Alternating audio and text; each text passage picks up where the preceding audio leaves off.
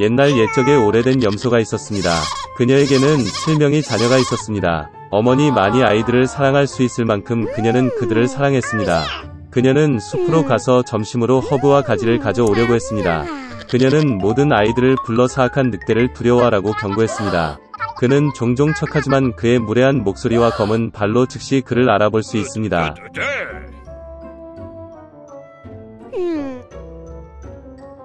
어린 아이들은 모든 것을 이해하고 어머니에게 매우 조심할 것이라고 확신했습니다. 늙은 염소는 침착하게 출발했습니다. 시간이 거의 지났습니다. 갑자기 누군가가 문을 두드렸고 아이들이 즉시 문을 열어야 한다고 무례한 목소리로 외쳤다. 그러나 거친 목소리의 아이들은 그것이 늑대라는 것을 깨달았습니다.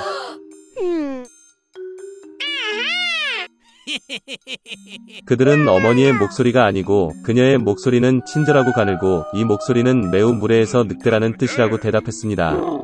그런 다음 늑대는 상인에게 가서 큰 분필을 샀습니다. 그는 그것을 먹었고 그의 목소리는 가늘어졌습니다. 그는 돌아와서 문을 두드렸고 얇은 목소리로 아이들에게 문을 열도록 요청했습니다.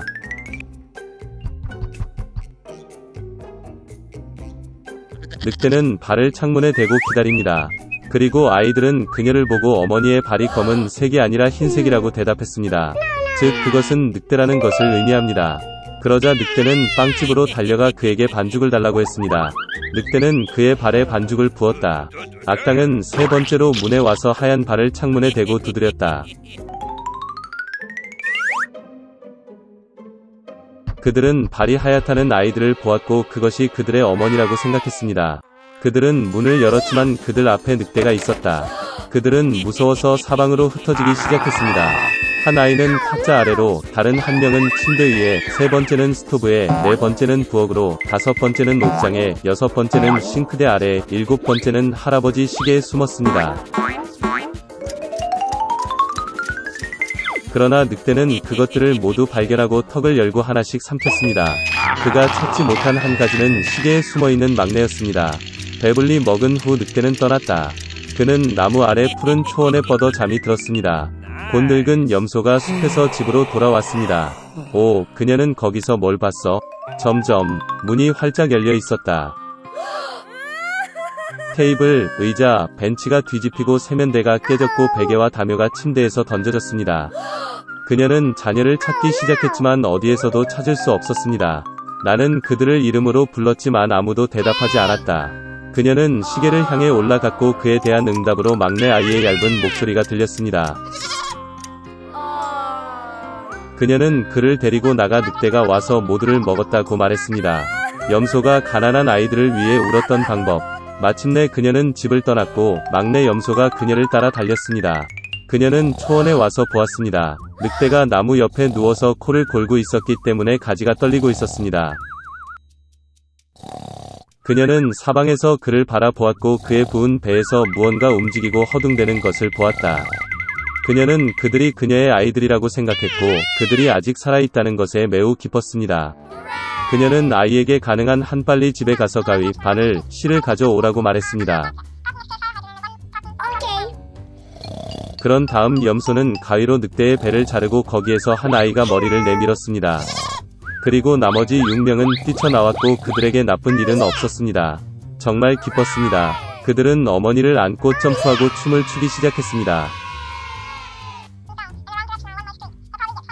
그러자 늙은 염소는 늑대가 자고 있는 동안 교훈을 주는 것이 좋을 것이라고 말했습니다. 그들은 돌을 뽑아 늑대의 뱃속에 넣었습니다. 늙은 염소가 배를 꿰매었지만 아무것도 눈치채지 못했고 움직이지도 않았습니다. 늑대는 잠을 자고 발을 딛고 뱃속의 갈증을 느꼈기 때문에 우물에서 물을 마시기로 결정했습니다. 그는 간신히 우물에 다가가서 물로 구부러졌고 무거운 돌이 그를 우물 바닥으로 끌어당겼다. 7명의 아이들이 이것을 보고 어머니와 함께 기뻐 춤을 추기 시작했습니다. 그것이 그들이 사악한 늑대에게 교훈을 가르친 방법입니다. 소녀 메리는 캔자스 대초원에서 강아지 토토, 헨리 삼촌, 엠 이모와 함께 살았습니다. 이 장소에서는 허리케인이 흔했고 가족은 때때로 격렬한 요소로부터 지하실에 숨었습니다. 어느 날 헨리 삼촌은 임박한 폭풍을 발견했습니다. 그는 지하실 해치를 열고 메리와 앤트에게 전화를 걸어 숨었습니다. 그 순간 겁에 질린 토토는 메리의 팔에서 뛰어내려 침대 밑에 숨었습니다. 소녀가 마침내 강아지를 잡았을 때 바람이 울부짖고 작은 집이 흔들렸다. 집은 축을 여러 번 돌린 다음 풍선처럼 천천히 공중으로 올라가기 시작했습니다. 곧 집이 도착했고 그와 토토는 거리로 나갔다. 과일 나무가 가득한 푸른 잔디밭이 퍼져 있고 놀라운 꽃이 사방에 자랐습니다. 이것이 메리가 마법의 땅 오즈에 있게 된 방법입니다. 자연의 경이로움에 감탄하면서 소녀는 모자를 쓴 사람들이 얼마나 그녀에게 접근했는지 알지 못했습니다. 그들은 어른이었지만 작은 마리아보다 크지 않았습니다. 그들 중 족장은 모두 흰색 옷을 입은 노파였다. 그녀는 메리에게 다가가 그 소녀가 사악한 마법사를 물리칠 수 있도록 도와준 것에 대해 감사했습니다. 메리는 매우 놀랐습니다. 그런 다음 노파는 집을 가리켰고 그 아래에서 은색 신발로 발이 튀어나왔습니다. 그 순간 다리는 수백 개의 작은 입자로 분해되어 사라지고 신발만 남았습니다. 메리는 정말 집에 가고 싶었기 때문에 더욱 겁이 났습니다. 그러나 밝혀졌을 때 백인 노인이나 모자를 쓴 다른 이상한 사람들은 그 소녀를 도울 방법을 알지 못했습니다. 그들은 메리에게 마녀의 은색 구두를 신고 에메랄드 시티로 가서 강력한 마법사 아즈를 찾으라고 조언했습니다. 그는 메리가 집으로 돌아가는 것을 도울 수 있었습니다. 에메랄드 시티로 이어지는 노란 벽돌길이 하나 있었습니다. 메리는 그 길을 따라 출발했습니다. 그녀가 처음 만난 곳은 허수아비가 지키고 있는 옥수수 밭이었습니다. 머리 대신 지프로 채워진 주머니를 가지고 있었고 그의 입과 코는 페인트로 칠해졌습니다. 허수아비는 살아있었고 그의 이름은 허수아비였습니다. 그는 메리에게도 마법사 아즈에게 뇌를 요청하기를 원한다고 말했습니다. 소녀는 허수아비를 불쌍히 여기고 울타리 너머로 올라가는 것을 도왔고 그들은 길을 쳤다. 노란 벽돌길은 메리와 허수아비를 숲으로 이끌었습니다. 갑자기 그들은 누군가 신음하는 소리를 들었습니다. 숲의 덤불에서 빛나는 인간의 모습, 양철 나무꾼이었다. 그 부분은 너무 녹슬어서 팔이나 다리를 움직일 수 없었습니다. 그런 다음 메리는 근처 오두막에서 기름통을 발견했습니다. 그녀는 나무꾼의 부품에 윤활유를 바르고 다시 움직이기 시작했습니다. 나무꾼은 오랫동안 마법사 오즈에게 진짜 마음을 얻기 위해 꿈을 꾸었다는 것이 밝혀졌습니다. 그래서 그들은 함께 에메랄드 시티로 여행을 계속했습니다.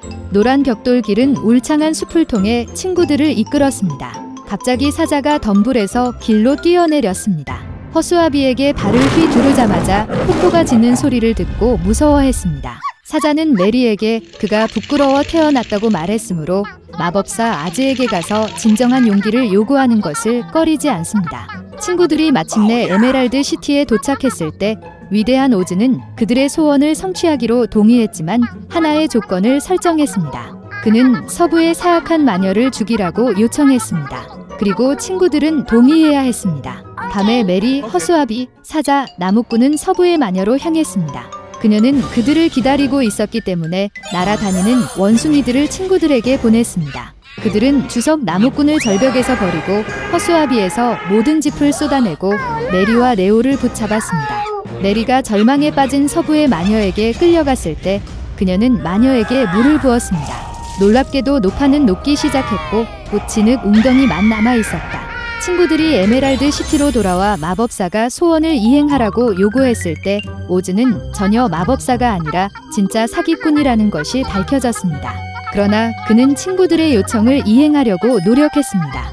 그래서 오즈는 허수아비의 머리를 톱밥으로 채웠고 그로부터 그는 지혜의 급증을 경험했습니다. 나는 주석 나무꾼의 가슴에 진홍색 비단 하트를 삽입했다.